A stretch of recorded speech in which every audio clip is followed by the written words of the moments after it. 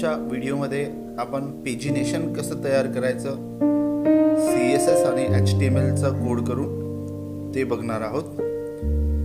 Pagination काय असते तर तुमच्या स्क्रीनवर जे तुम्हाला आता दिसतंय, जनरली पेजला व्हिजिट करण्यासाठी आपण या फॉर्मॅटचा वापर करतो. तर अशा प्रकारचा फॉर्मॅट जर आपल्याला तयार करायचा असेल तर कसं करायचं, तर चला आपण बघूया.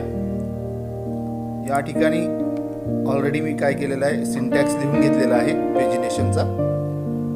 ह्याच्यामध्ये मला व्हिडिओमध्ये बघितल्याप्रमाणे जसं या ठिकाणी लेस दॅन 1 2 3 4 5 आणि ग्रेटर दॅनचं सिम्बॉल या ठिकाणी अशा बटन्स बनलेले आहे. याला बनवण्यासाठी सर्वात पहिले आपल्याला काय करावं लागेल, तर एक UL ही टॅग वापरावी लागेल. UL काय आहे, तर ही एक अनऑर्डर लिस्ट क्रिएट करण्यासाठी आपण जनरली त्याचा वापर करतो. LI टॅग ही या UL मध्ये नवीन व्हॅल्यूला ॲड करण्यासाठी वापरलं जातं. जसं मी या ठिकाणी LI टॅगचा वापर करतो आणि मला त्याच्या आतमध्ये A नावाची टॅग वापरायची आहे आणि ही A टॅग अँकर टॅग आहे, ज्याच्यामुळे आपण हायपरटेक्स्ट तयार करू शकतो. आणि त्याच्यामध्ये HREF हायपरटेक्स्ट रेफरन्स नावाचा एक ॲट्रिब्यूट आपल्याला वापरायचा आहे, जेणेकरून ह्याच्या आतमध्ये जे काही आपण लिहिणार अँकर टॅगच्या आतमध्ये, त्याच्यावर क्लिक केल्यानंतर आपल्याला ते HREFच्या समोर दिलेल्या सोर्सच्या पेजला ओपन करता येतं. आपल्याला फक्त आता डिझायनिंग करायचं आहे. तर बघा, या प्रोग्रामला मी पहिले सेव्ह करून बघतो आणि याला रन करू आपण. तर माझ्या या आउटपुटमध्ये एक मला बघा या ठिकाणी एक लेस दॅनचं सिम्बॉल दिसणं सुरू झालेलं आहे. असं मला 4-5 नंबरपर्यंत पाहिजे. तर एक गोष्ट क्लिअर करून देतो की माझ्याकडे ऑलरेडी वर्डमध्ये मी ते कोडिंग जे आहे ते टाईप करून ठेवलेलं आहे. आता फक्त मी त्याला कॉपी पेस्ट करणार आणि त्याचं मिनिंग पण तुम्हाला सांगणार. तर बघा या ठिकाणी आता 1 2 3 4 5 आणि ग्रेटर दॅनचं सिम्बॉल मला पाहिजे. मी हे इथनं कॉपी करतो आणि आपल्या रेग्युलर कोडमध्ये येऊन इथे पेस्ट करणार आणि या प्रोग्रामला आता मी सेव्ह करतो. सेव्ह केल्यानंतर याला एकदा आता रन करून बघू. बघा तुम्हाला या ठिकाणी ग्रेटर दॅन 1 2 3 4 लेस दॅनचे सिम्बॉल्स वगैरे या ठिकाणी दिसायला सुरू झालं. तर आता याला डेकोरेट करणं सुरू करू आपण. डेकोरेट करण्यासाठी काय करावं लागेल, तर बघा बॉडी या सिलेक्टरचा वापर करून काही ॲट्रिब्यूट्स आपल्याला या ठिकाणी दिलेले आहे. जसं मार्जिन आहे, पॅडिंग आहे आणि त्याचा एक बॅकग्राऊंड कलर आहे. त्याच्यासाठी या 3 प्रॉपर्टीज जनरली वापरल्या जातात. मार्जिन 0 पिक्सल, पॅडिंग 0 पिक्सल आणि बॅकग्राऊंड कलर ही प्रॉपर्टी आपण या ठिकाणी वापरली. तर याला आपल्या या कोडमध्ये वापरल्या जातात. आता मी याला स्टाईल टॅगच्या आतमध्ये यूज करणार आहे. प्रोग्रामला सेव्ह करणार आणि एकदा याला रिफ्रेश करणार. याला रिफ्रेश केल्यानंतर बघा तुम्हाला याचं जे आउटपुट आहे ह्याच्यामध्ये काय होतं की बॅकग्राऊंड ही जी प्रॉपर्टी आहे हीच इम्पॉर्टंट होती याचा बॅकग्राऊंड कलर चेंज करण्यासाठी. हे तर ऑलरेडी आपल्याकडे ॲज इट इज होतं. आणि मार्जिन आणि पॅडिंग याची आपण काय केली आहे, 0 केली आहे. त्याच्यानंतर बघा या UL टॅगच्या आतमध्ये जे जे आपण लिहिलं त्याच्यासाठी आपण एक UL नावाचा सिलेक्टर या ठिकाणी वापरणार, जो या ठिकाणी अशा प्रकारे आपण वापरू शकतो. त्याला मी कर्ली ब्रॅकेट क्लोजही करून घेतो.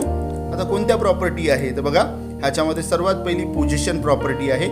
टॉप आणि लेफ्ट 50% 50% या ठिकाणी घेतलेलं आहे. या प्रॉपर्टीला यूज केल्यानंतर बघा या ठिकाणी ही प्रॉपर्टी जर मी वापरली तर जे कंटेंट मी UL टॅगमध्ये लिहिलेले आहे त्याला आपल्याला सेंटरला घेऊन जाता येतं. बघा जे लेफ्ट साईडला आपल्याला दिसत होतं ते आता आपल्याला सेंटरला दिसायला सुरू झालं आहे.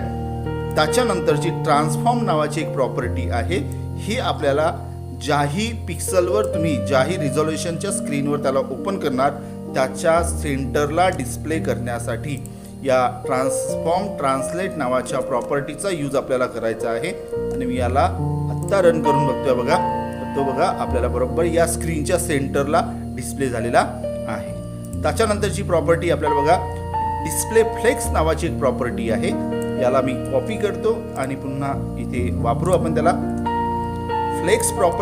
डिस्प्ले प्रॉपर्टीमध्ये फ्लेक्स ही व्हॅल्यू यूज केल्यानंतर ॲक्च्युअल काय होतं ते आता तुम्हाला तुमच्या स्क्रीनवर दिसणार आहे. बघा मी अजूनपर्यंत डिस्प्ले प्रॉपर्टी याला वापरली नव्हती. आता डिस्प्ले फ्लेक्स यूज केला आहे. प्रोग्रामला मी रन करतोय. बघा या अशा पद्धतीने तुम्हाला ते फ्लेक्सचं फॉर्मॅटमध्ये डिस्प्ले झालेलं दिसून येत आहे. त्याच्यानंतर पुन्हा मार्जिन, पॅडिंग आणि बॅकग्राऊंड कलर ही प्रॉपर्टी या ठिकाणी आपण वापरून बघू. याला मला बॅकग्राऊंड द्यायचा आहे. कशाला बॅकग्राऊंड द्यायचा आहे तर जे UL टॅगमध्ये मी लिहिलं त्याला मला बॅकग्राऊंड कलर द्यायचा आहे आणि मी इथे FFF या व्हॅल्यूचा वापर केला, ज्याच्यामुळे मला या ठिकाणी याचा बॅकग्राऊंड कलर व्हाईट दिसेल. रिफ्रेश करतो, बघा या ठिकाणी व्हाईट कलर आलेला आहे. त्याच्यानंतर जे व्हाईट कलरचा शेप मी या ठिकाणी तयार केला त्याचे जे कॉर्नर आहे हे मला राऊंड शेपमध्ये करायचे आहे, म्हणून मी बॉर्डर डॅश रेडियस नावाची एक प्रॉपर्टी इथे घेतली आणि या प्रॉपर्टीचा वापर मी UL या सिलेक्टरच्या आतमध्ये करणार. तर हे वापरल्यानंतर हे जे व्हाईट कलरचे कॉर्नर आहे ते शेप राऊंड शेपमध्ये कन्वर्ट होतात का, तर बघा या ठिकाणी झालेले आहे. तर आपण असं म्हणू शकतो की बॉर्डर डॅश रेडियस नावाची जी प्रॉपर्टी आहे ह्याच्यानी आपल्याला काय झालेलं आहे, त्या कॉर्नरला जे आहे राऊंड शेप देता आला. त्याच्यानंतर UL टॅगमध्ये जी LI टॅग मी वापरलेली आहे, ज्याच्यामुळे अनऑर्डर लिस्ट तयार झाली आणि या अनऑर्डर लिस्टमध्ये मला हे डॉटेड फॉर्मॅटमध्ये इथे दिसत आहे, हे मला तिथनं हाईड करायचे आहे. तर त्यासाठी एक प्रॉपर्टी आहे लिस्ट डॅश स्टाईल आणि याची व्हॅल्यू जी आहे ही व्हॅल्यू मला नन ठेवायची आहे. ही जर मी वापरली तर ते दिसणारे जे डॉट आहे हे डॉट आपल्याला आपल्या आउटपुटमधून हाईड करता येते. बघा ते काय वापरलं आपण, लिस्ट डॅश स्टाईल आणि नन ही व्हॅल्यू तिथे वापरल्यानंतर आपल्याला ते डॉट जे या ठिकाणी दिसत होते ते हाईड झालेले लक्षात येत आहे. त्याच्यानंतर या UL टॅगच्या आतमध्ये जी LI टॅग आहे आणि त्याच्या आतमध्ये जी अँकर टॅग आपण यूज केलेली आहे ह्याच्याशी रिलेटेड असणाऱ्या काही प्रॉपर्टीज आपल्याला वापरायच्या आहे. म्हणून हे सिलेक्टर मी पहिले या ठिकाणी घेऊन घेतो. हे सिलेक्टर या ठिकाणी वापरल्यानंतर कर्ली ब्रॅकेट क्लोज करू आणि त्याच्याशी रिलेटेड असणाऱ्या प्रॉपर्टीज आता आपल्याला या ठिकाणी वापरायच्या. बघा मी सर्वात पहिले डिस्प्ले ब्लॉक या प्रॉपर्टीचा वापर करणार. बघा मी याला सेव्ह करून रन करून बघणार की याचा इम्पॅक्ट काही आपल्या आउटपुटवर होतो का. अजूनपर्यंत काही झालेला नाही आहे. दुसरी प्रॉपर्टी या ठिकाणी बघा हाईट आणि विड्थ आपल्याला घ्यायचं आहे. मी हाईट आणि विड्थ ही प्रॉपर्टी घेतो जेणेकरून जे मी लिहिलेलं आहे या अँकर टॅगच्या आतमध्ये त्याची साईज मला ॲडजस्ट करता येईल. बघा त्याची हाईट आणि विड्थ, प्रत्येकाची हाईट आणि विड्थ 40 पिक्सल झालेली आहे. त्याच्यानंतर मला ते सेंटरला घ्यायचं आहे म्हणून मी या ठिकाणी टेक्स्ट डॅश अलाइन नावाची एक प्रॉपर्टी वापरणार आणि याला सेंटर व्हॅल्यू ऑलरेडी दिलेली आहे. याला रन करून बघा ते बरोबर सेंटरला ॲडजस्ट झालेलं आपल्याला दिसत आहे. पुन्हा मला त्याच्या स्क्रीनच्या सेंटरला घ्यायचं आहे म्हणून मी लाईन डॅश हाईट 40 पिक्सल या व्हॅल्यूचा वापर करणार आणि आपल्या कोडमध्ये येऊन याला पेस्ट करणार. रन करून बघू याला की हे बरोबर आपल्याला सेंटरमध्ये दिसतंय का. बघा आता आपल्याला 1 2 3 4 असे सेंटरला दिसायला सुरू झाले. त्याच्यानंतर आपल्याला इथे बॅकग्राऊंड कलर द्यायचा आहे, त्याच्यानंतर त्या टेक्स्टचा कलर द्यायचा आहे. तर हे आपण या ठिकाणी यूज करून बघू. याला मी सिम्पलच्या प्रॉपर्टीज आहे त्या वापरून बघायचे आपल्याला. बॅकग्राऊंडने काय होणार, त्याचा कलर चेंज होणार. कलरने काय होणार, जे 1 2 3 दिसत आहे त्याचा कलर चेंज होणार आहे. तर मी या ठिकाणी याला सेव्ह करतो आणि याला रन करू. बघा त्याचा कलर चेंज झाला. याच्या मागे व्हाईट कलरची स्ट्रीप तयार झाली. हे जे कलर्स तुम्हाला दिसत होते आता ब्लॅक कलरमध्ये तुम्हाला शो होत आहे. त्याच्यानंतर आता जे तिथे अंडरलाईन तुम्हाला दिसत आहे त्याच्यासाठी टेक्स्ट डॅश डेकोरेशन नावाची एक प्रॉपर्टी आहे. ही प्रॉपर्टी मी या ठिकाणी जर वापरली तर मला ह्याच्या खाली दिसणाऱ्या ज्या अंडरलाईन आहे त्या अंडरलाईन मला हाईड करता येतं. तेही मी हाईड केलं.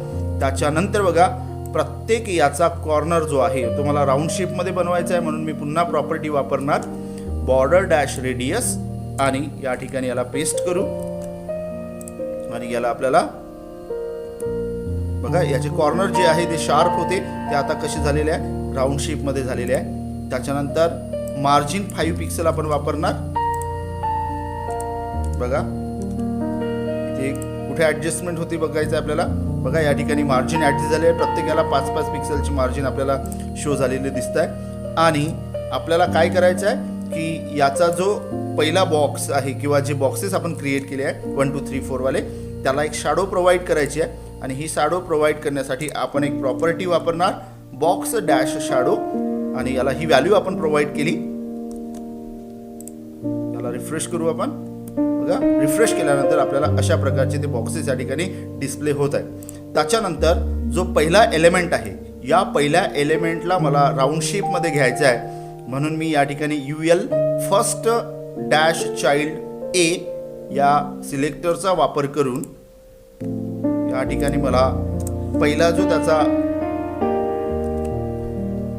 पहिली बटन जी आहे ही वाली, हिला मला राऊंड शेप देता येते. बघा ते पहिला कॉर्नर आणि चौथा कॉर्नर या ठिकाणी राऊंड शेपमध्ये आलेला आहे. इथे मला दुसरा आणि तिसरा शेप जो आहे, कॉर्नर जो आहे तो मला राऊंड शेपमध्ये पाहिजे. त्याच्यासाठी UL last dash child a आणि बॉर्डर डॅश रेडियस नावाची प्रॉपर्टी इथे पण आपण वापरणार आहोत. याला मी पेस्ट करतो, सेव्ह करू, पुन्हा याला एकदा रन करून बघा आता हे काय झालेलं आहे, अशा प्रकारचे ते त्या ठिकाणी डिझाईन झालेले दिसून येतात. परंतु आपल्याला काय पाहिजे की जर मी याच्यावर गेलो तर हा असा कलर या ठिकाणी चेंज व्हायला पाहिजे. तर त्याच्यासाठी ऑलरेडी तुम्हाला माहिती आहे की एच ओव्हर नावाचं कन्सेप्ट आपण त्या ठिकाणी वापरतो. त्याचा बॅकग्राऊंड कलर आणि त्याच्या टेक्स्ट कलरला आपल्याला चेंज करायचा आहे.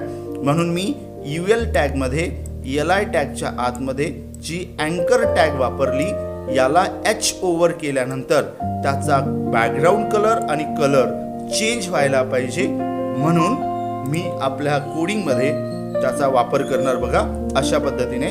आणि आता या प्रोग्रामला एकदा रिफ्रेश करणार. हा आपला पेजिनेशनचा प्रोग्राम आहे, याला रन केलेला आहे. आता मी जर इथे पॉइंटर घेऊन गेलो तर याचा कलर आपल्याला चेंज झालेला दिसून येत आहे. अशा पद्धतीने आपण काय करू शकतो, पेजिनेशनच्या कन्सेप्टचा वापर करू शकतो.